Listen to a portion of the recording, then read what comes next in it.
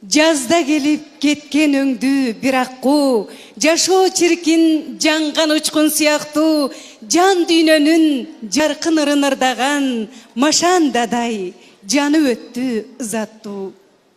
Композитор комузчу мархум Машандадай уулу маданиятыбызга, көркөм өнөрүбүзгө өлбөс салымдарды кошкону баарыбызга белгилүү. Ооба, туура айтасың.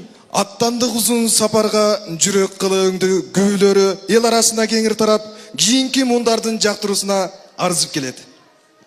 Андай болсо, урматтуу туугандар, Машандадайдын күүсү жүрөгүм бейжинди ортого угуп көрөлү.